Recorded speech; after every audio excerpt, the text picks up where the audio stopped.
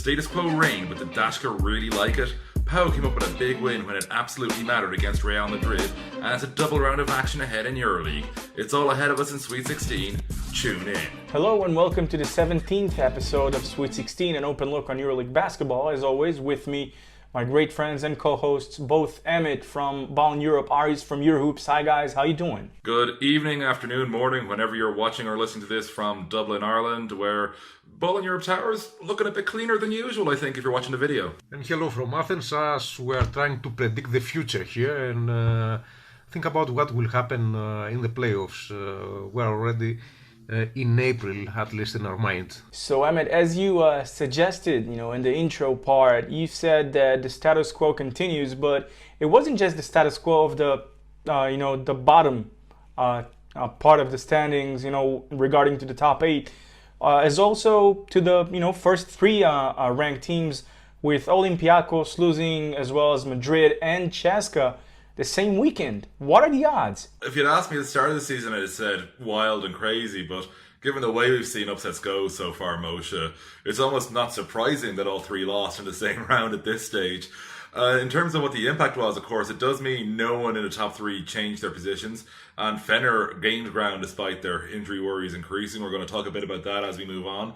And for the race for the last, 4 slots essentially now, it's no change, and that's worse news, of course, for the one team on the outside looking in, Dashka, as time is quite frankly running out for them. So that's, all ahead of us, and we're going to break down how all that happened and what it means in our continually erroneously named 4-minute warning. 4 minutes to get through all the action that just happened in EuroLeague. It's the 4-minute warning.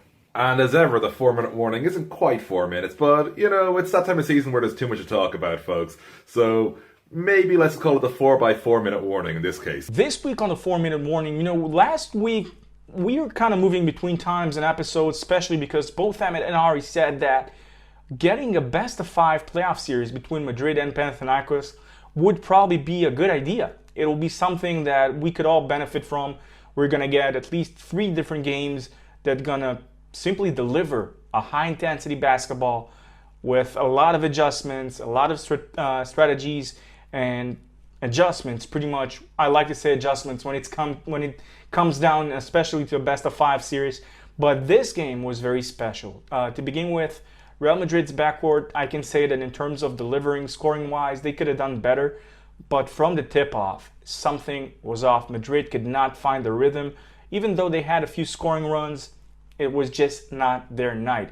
For me, and I think for you guys as well, as we talked about Borussia a few episodes ago, that play in one of the last possessions of him getting the ball in the high post to the right side, I think it was, with Singleton simply, let's say, slashing to the basket, moving without a ball. Borussia performing yet again as a sort of a point center, as we described him in past episodes. Pretty much sealing the deal. I mean, this game was definitely one for the ages, and I could not wait. I really wish to have a playoff series between Panathinaikos and obviously Madrid. I mean, I want to flip it off to you. How did you see this game? What just share with us. Yeah, Moshe, there were a few things quite like a good old Barney and Yoaka. When power in a close game and it's actually good basketball, it's generally great for the neutral, to be honest. For me, it was just, vintage sort of, good old tussle down there. It's one of the cooler places to watch from a TV set, really, which is an odd way of putting it, in terms of just taking in sort of, the real crisp crunch battle that was going on. It was good basketball. It wasn't bad basketball. So when a close game's actually got good ball going on, it's pretty cool to watch. Obviously, man who's definitely more of an expert on this side of the defense than me, though. Aris, what was your take on sort of, how basically did Pau win this game, essentially? For me, this was a very interesting game because I believe that this is the game that kind of completes the transformation of this season's Panathinaikos. Panathinaikos started as a team that wanted to play fast, that wanted to push the ball, that wanted to run and play up-tempo. This is not the case when you have on your bench Coach Pascual.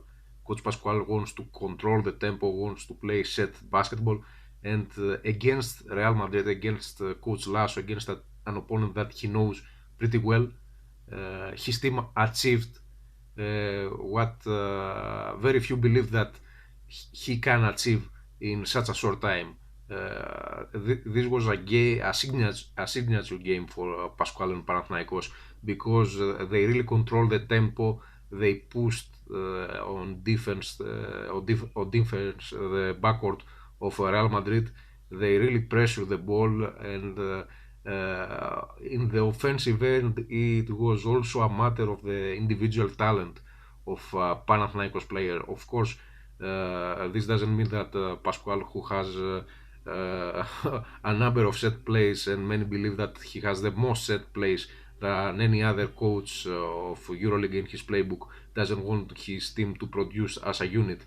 But at this point, he prefers to use the talent of his player, and it was for Singleton and Mike James one performance that reminded their last season fits when they got to the Final Four with Baskonia and Lokomotiv Kuban.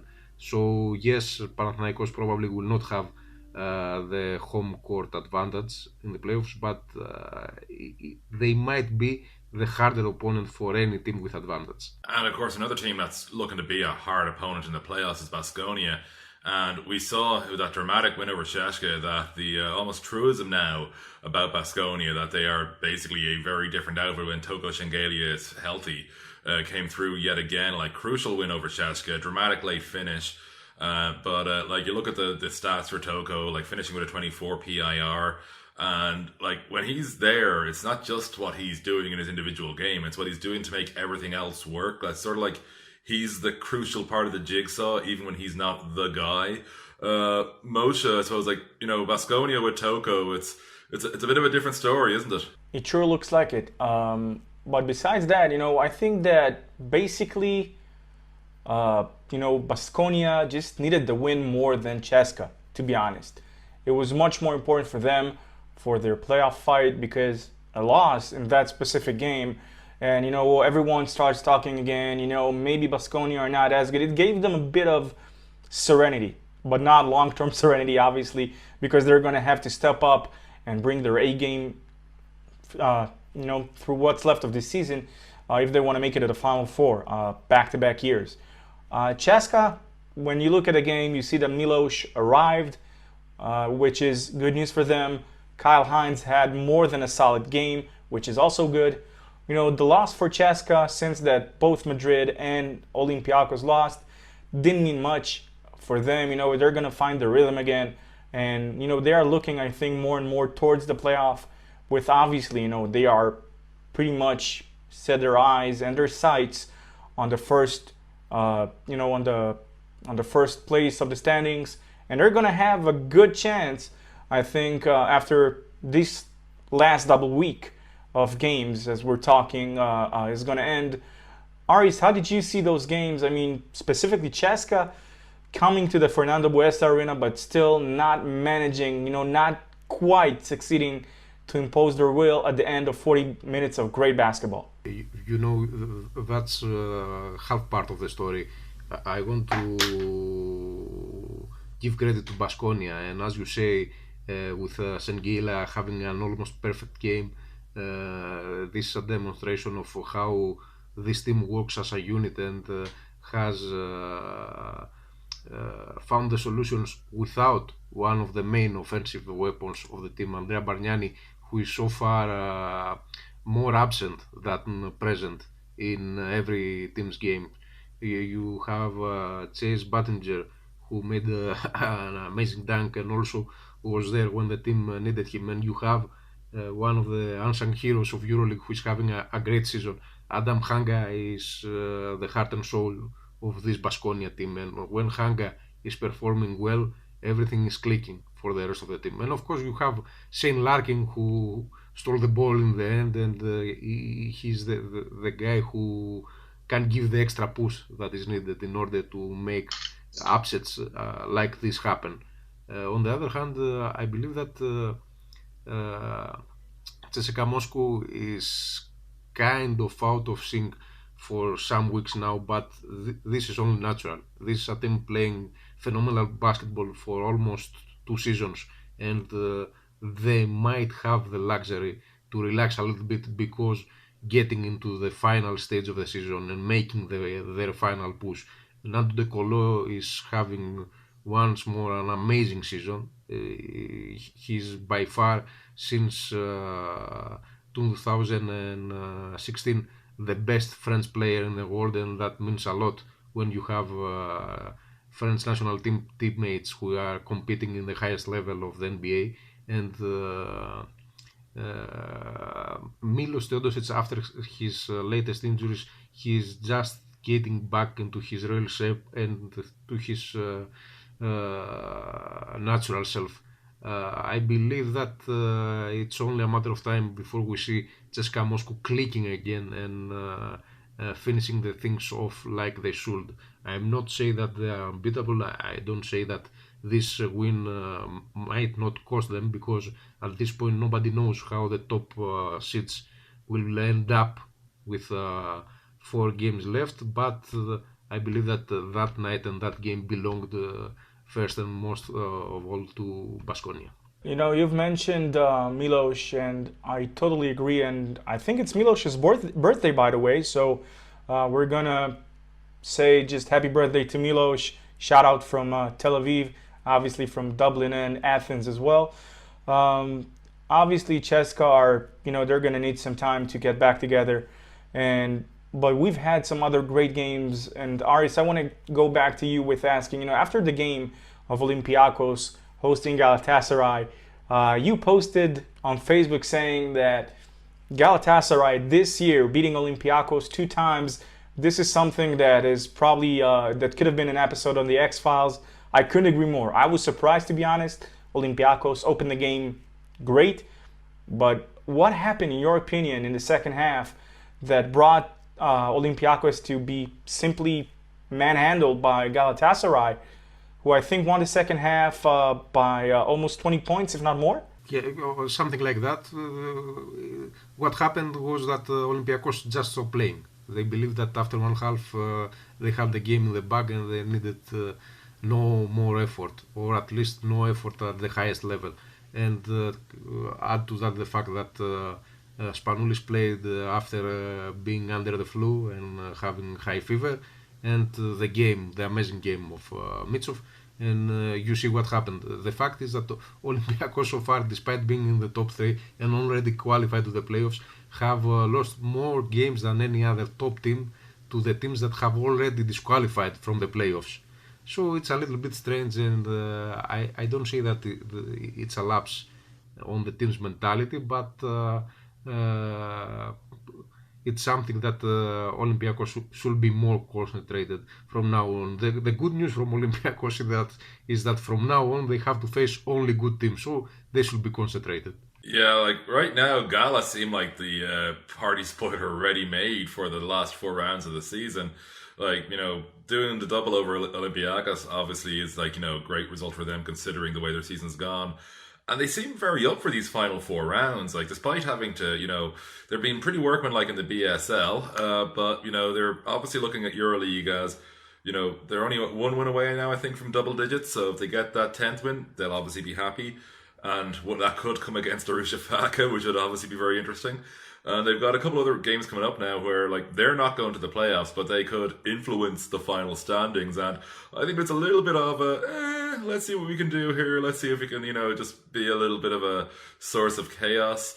Speaking of a team which had an option to be a source of chaos, but just wasn't, Milano, they took on Zvezda, and as expected, they lost to Zvezda. So pretty straightforward there. Moshe, obviously pretty straightforward for Zvezda, even though it was close enough in the end.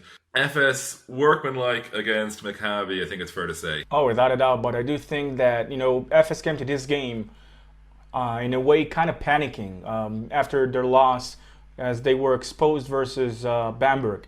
So this win was important for them, but they still have yet to impress in that specific win.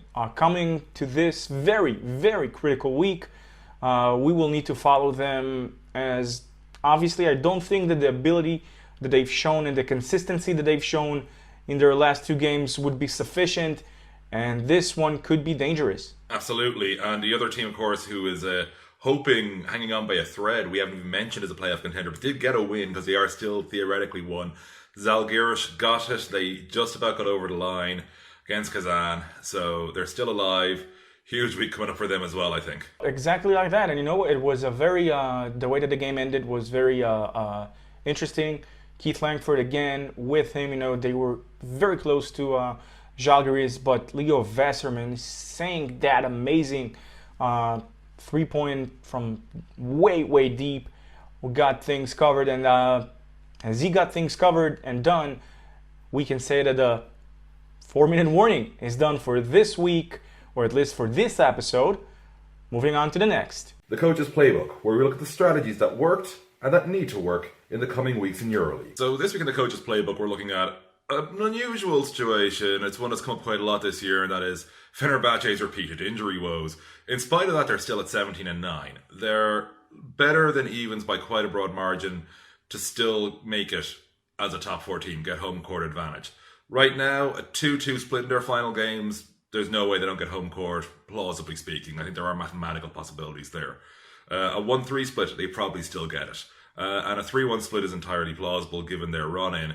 But Aris, in terms of what we're going to see on the floor in terms of changes, the absence of Bogdan Bogdanovic, like what's the challenge going to be for Coach Zoc? Like, what's he going to have to do? This is a very interesting question, because you have to couple this with the absence of Kostas Lukas. We have seen Fenerbahce without Bogdanovic, but with Lukas, and without Lukas and with Bogdanovic. With both of them missing, it will be very interesting to see how the team will react and who will take the slack. Scoring wise, I don't think that Fenerbahce will have an issue. The real question is who will create for the big guys. This is the main issue, that without both Lukas and Bogdanovic might be a problem. But to tell you the truth, I'm not really seeing Fenerbahce missing the top 4. It will be very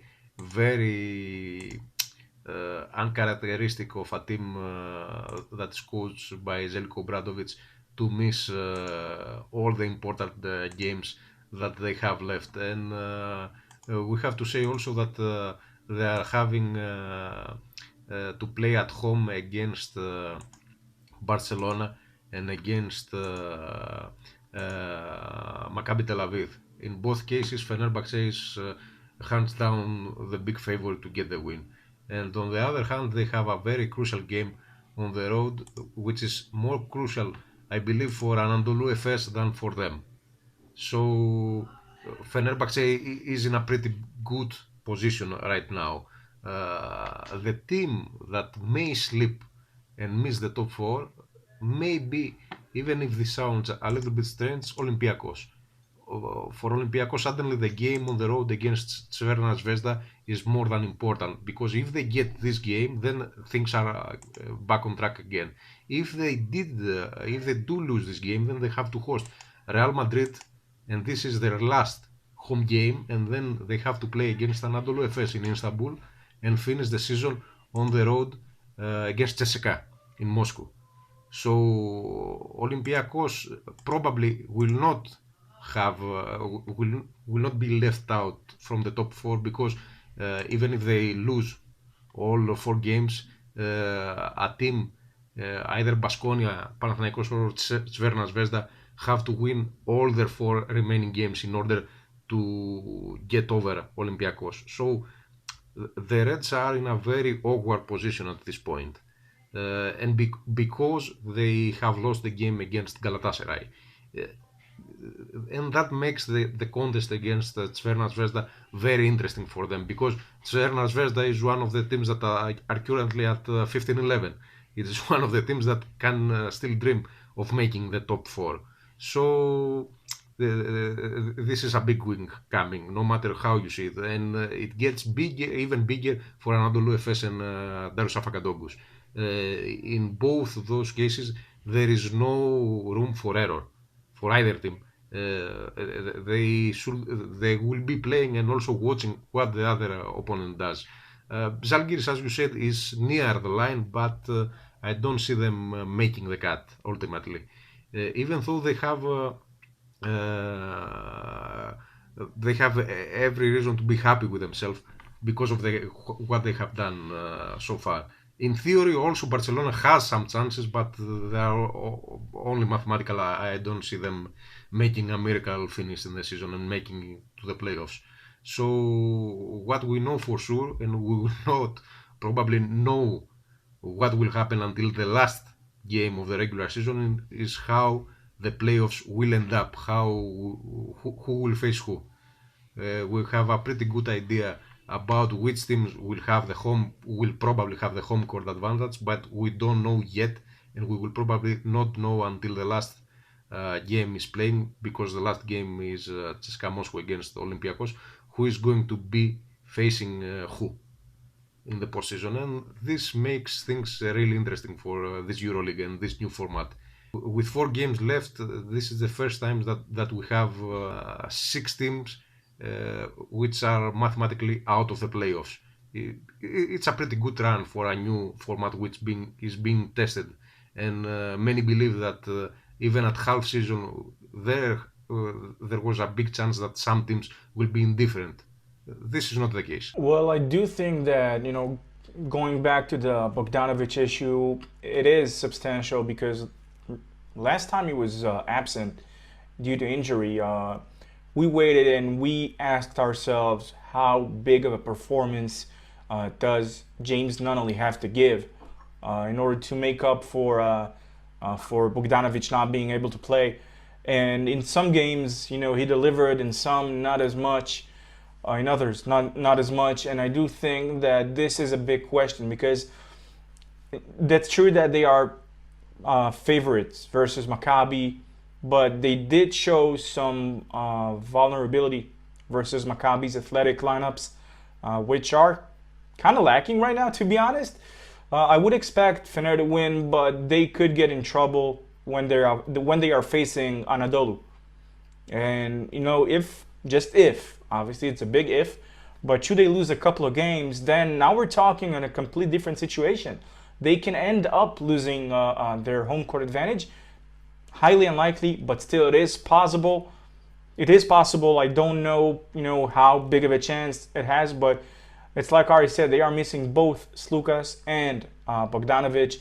And as we saw Dixon coming big for them in Freak City, can he deliver back-to-back games or back-to-back-to-back games? I don't know. And we do have to adjust to the idea that when Slukas is going to come back, he's going to need the time to get back into rhythm. Same with Bogdanovic. So they are losing probably, I think, one of their best 1-2 punch in terms of specific lineups. And it's like Ari said, it will affect the big men, so they will have to step up their game big time, especially in this week. This is a critical week, and we've talked about Žalgiris. I think that even though that Anadolu beat Maccabi, there is a scenario in which Žalgiris will take Anadolu's spot in the playoffs, and it is rather I don't want to say it's not that difficult to imagine, but it is highly unlikely. Well, first, Žalgiris have to beat Anadolu for that to happen. It means that at the end of the regular season, should the number 8 spot go to, it will be, there will be a tie in the number of wins between Anadolu, Dachka, and Žalgiris, with Žalgiris getting the tiebreaker with a double win over Efes. Then it means that they're gonna take their spot because they are tied with Darussafaka, and in a three-way standoff, they get the edge. So they still have a shot. They have a shot, not that big, but possible. We have seen miracles happen, and we have seen Sharas making miracles. So, who knows? It can happen. Again, very difficult to know what's going on right now in terms of rankings. That's true that I think that if Olympiacos will survive the last remaining games, which two are extremely difficult, versus the number 1 and number 2 seed, and we're up for a treat from them. I mean, this is this could be something that could be a start of an amazing run. Because even if they can take down Madrid or Cheska in the last game, just think about how good it will do to them in terms of morale, in terms of simply getting the confidence coming to the playoffs. Absolutely. Speaking of the confidence part, we're going to look now at a man who's been playing with a lot of confidence, but not getting a lot of love in the Scouts Notebook. And now it's time for the Scouts Notebook, where we look back at key performances during the week in EuroLeague to see who stood out and why. So, one guy, and I suppose it's almost de rigueur, I suppose now, really, with Zalgiris players who's flown under the radar, because Zalgiris guys just tend to be flying under the radar this season, is Paulius Jankūnas, who just absolutely went crazy there against Kazan when his team absolutely needed him to go crazy against Kazan. And there's been a lot of guys who stood up when it's mattered for Zalgiris this year. Like, they may not have a winning record, but that's the reason they're still competing. And it's performances like Jankūnas there. Like, he's had a pretty darn good season. Now, this was an exceptionally good night, don't get me wrong. But he's one of those guys who, again, it's like, oh, right, he actually is a EuroLeague level player, not just, a bit of glue on the sideline or whatever. And I suppose, again, it's like, we've been praising Saras all year for his extraordinary coaching job at Zalgiris, but he clearly just knows this roster so well, and he knows what he can get out of these guys, and he's getting so much. And we saw it again with Jankūnas. I suppose, Aris, that's the thing, you look at a Jankūnas, and we've seen it before with other Zalgiris players, it's guys we knew had some talent, but didn't think they could do it this well, this often, I suppose, is the biggest selling point with someone like Paulius. Paulius is an icon. There is no other way to put it. And he's a EuroLeague icon, not just for Zalgiris. He's one of the players who stayed to one club and follow it throughout their career, had their ups and downs. Zalgiris, during Jankūnas years, dominated the Lithuanian league, which is pretty important for every team, for every club to dominate their local league.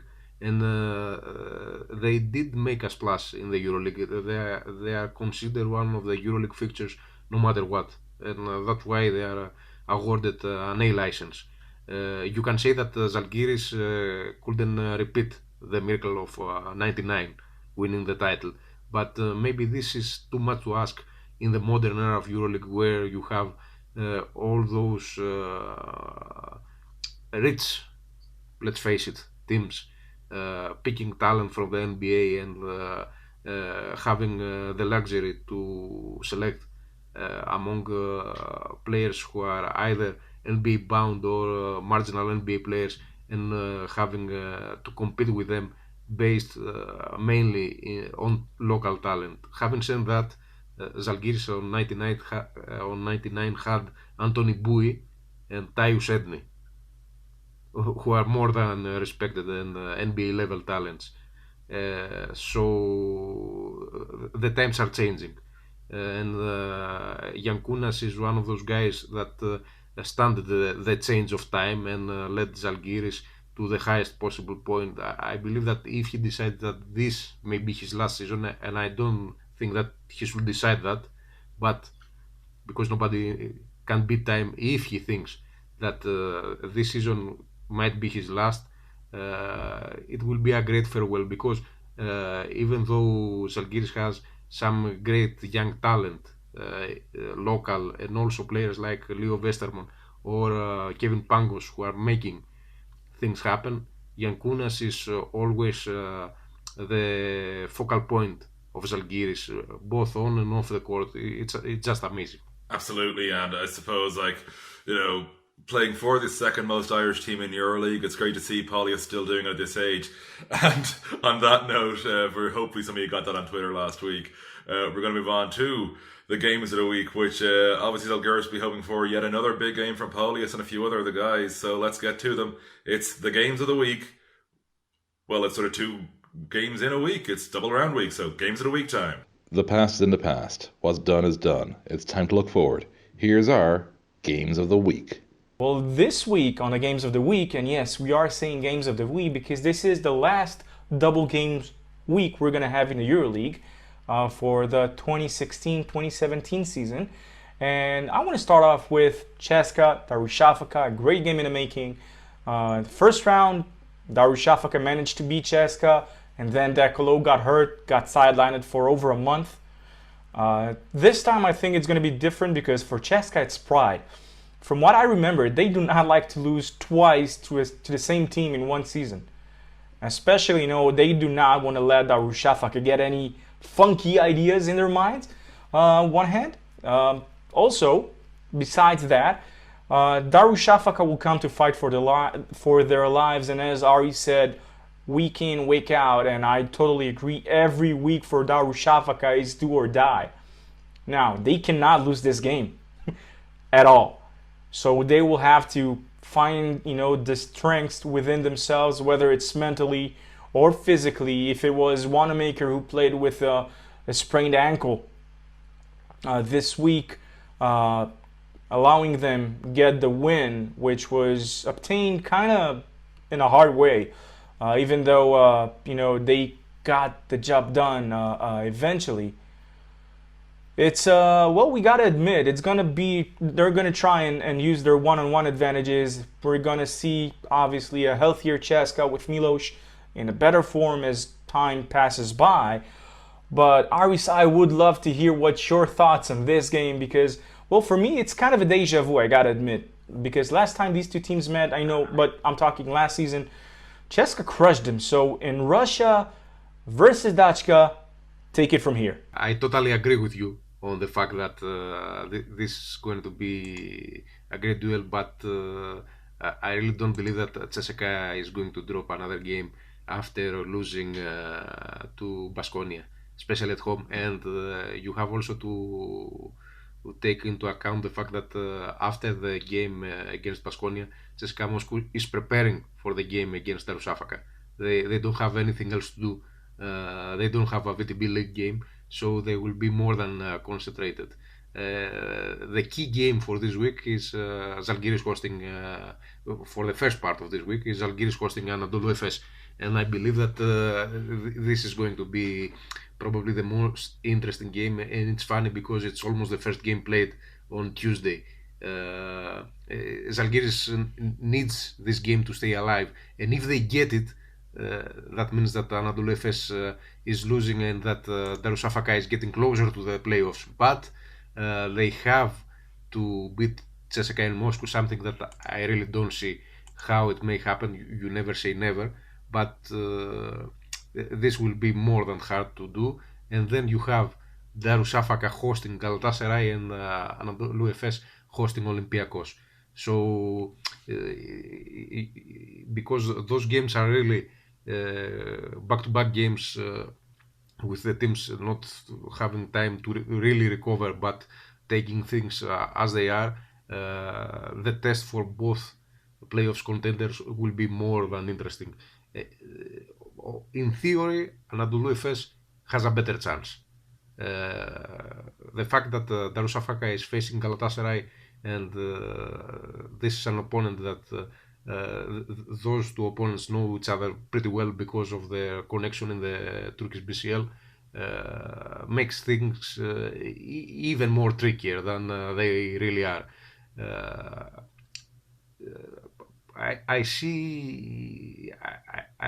I really hope that it doesn't get to that, because that will mean that the playoff race may end up earlier than expected, but Darussafaka will be content if they get one win this week, and after Galatasaray beating Olympiacos and having no pressure at all, I believe that they are more than dangerous against an opponent that will have all the pressure in the world, especially if they are coming from a defeat in Moscow.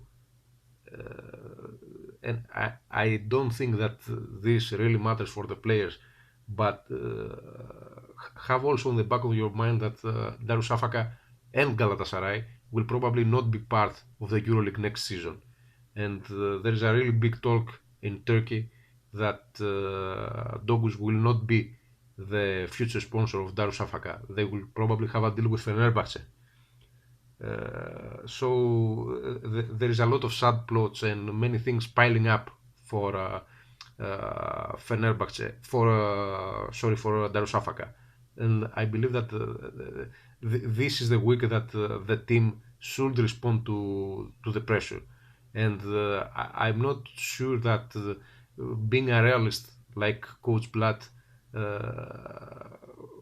will not have on the back of his mind that the must-win game is the game against Galatasaray.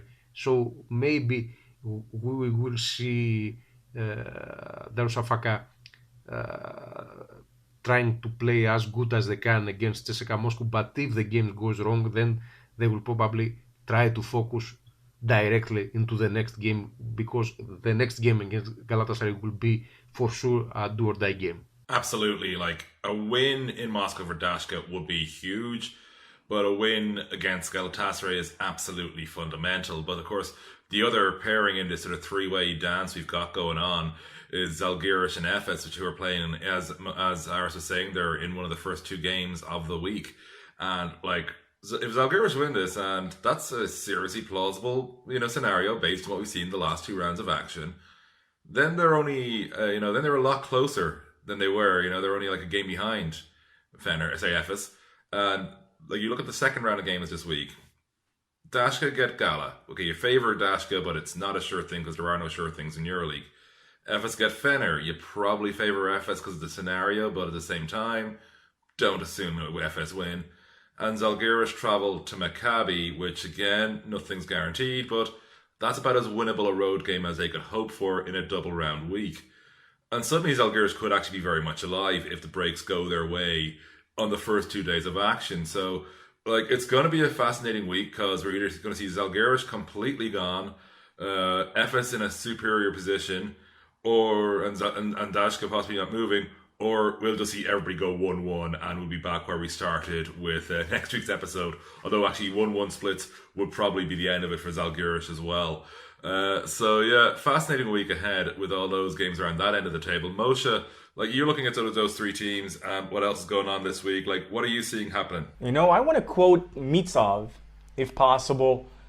We like to mess things up. Now, this is by far the best quote I've heard from a player, to be honest. Now, they know Galatasaray, that their run in the EuroLeague has come to an end.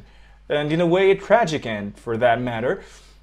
So I gotta say, if Dachka loses two, and Anadolu are capable of losing both games, because, well, they are coming to Kaunas. They're coming to play at the Zalgiris Arena, where the Lithuanian fans, I don't think that they would let Efes play in a quiet environment, okay? They will not feel serenity throughout the game. Now, we've seen Sharas coach the hell out of games, okay? So I'm saying, it's like you said, guys, by the end of this week, maybe a couple more teams will find themselves outside the playoff run, okay? By the way, should Anadolu win, it means that either way, Barcelona's mathematical chances are done. So that's pretty much it. But I really like to see Zalgiris at least win the first game with against Efes, and Dachka lose. Not because I want teams to lose, I just want things to get much more interesting, and I think this is the best way possible to get them as interesting as possible. And you mentioned Barcelona there, and I expect them to be out of the running this week formally, but the two games they have this week could actually have major implications for the higher end of the seedings in the playoffs. First of all, and I'm reading off our script notes here, what we're describing as the saddest El Clasico ever, which will say a lot considering what the previous El Clasico in EuroLeague this season was like, playing away to Real Madrid. Obviously huge implications for the top 2 or 3 spots there in that game. Then they've got Crvena Zvezda, who are all but in the playoffs now. We're not quite there mathematically in terms of the maths, but we're very close in terms of saying congratulations, welcome to the postseason, Zvezda.